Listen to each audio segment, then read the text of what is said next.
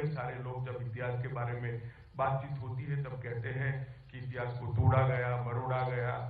कभी वामपंथियों का नाम आता है, कभी अंग्रेजी मानसिकता वाले इतिहासकारों का नाम आता है, कहीं कांग्रेस को भी कोई लपेटे में लेता है, परंतु मैं अलग दृष्टिकोण से अब हमें कौन रोकता है।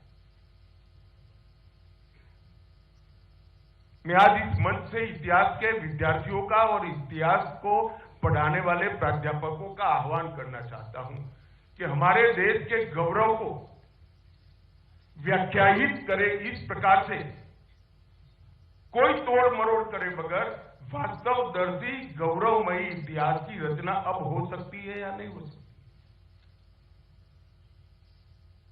मेहनत कर रिसर्च कर हम क्या ऐसे 300 व्यक्तित्व ढूंढ सकते हैं जिन्होंने भारत को महान बनाया। एक गलत अवधारणा इतिहास से सर्जित हुई, जो इतिहास हम लोग पढ़े हैं, कि पहला साम्राज्य मुगल साम्राज्य बनने के बाद ही हुआ। ऐसा नहीं है। इस देश में कम से कम 30 ऐसे साम्राज्य हैं जिन्होंने 200 साल से ज्यादा राज किया और बहुत अच्छे तरीके से राज किया। वो मुंह जबानी बताया जा सकता है। क्या हमारे इतिहास के विद्यार्थी और प्राध्यापक इस पर रिसर्च कर लिख सकते हैं क्या? सन 57 के पहले और सन 57 के बाद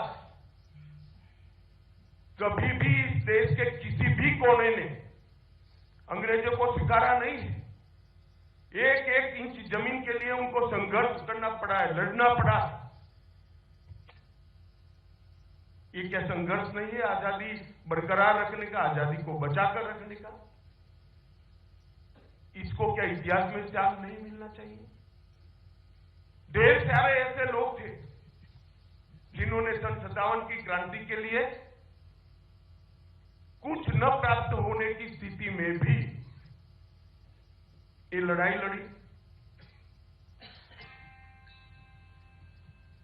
और मैं मानता हूं कि सन 57 की लड़ाई ने ही इस देश की जनता के मन में स्वराज के संस्कार शिवाजी महाराज के बाद पहली बार डालने का अगर कोई एक प्रयास ने काम किया तो 1857 की क्रांति ने किया और वहीं से हमारी आजादी की लड़ाई की भूमिका वहीं से शुरू। इसकी नींव वहीं से डली गई। चाहे सशस्त्र क्रांति का इतिहास देखो या कांग्रेस का अहिंसक आंदोलन देखो, इसकी नींव ढूंढने जाएंगे तो 1857 की क्रांति के अंदर से ही निकलेगा। ये सब चीजों को समाहित करने की जिम्मेदारी, सच्चे ऐतिहासिक तथ्यों को देश की नई पीढ़ी के सामने रखने की जिम्मेदारी सिर्फ सरकार की नहीं हो सकती। मैं मानता हूं इतिहासकारों ने भी इसमें आगे आना है।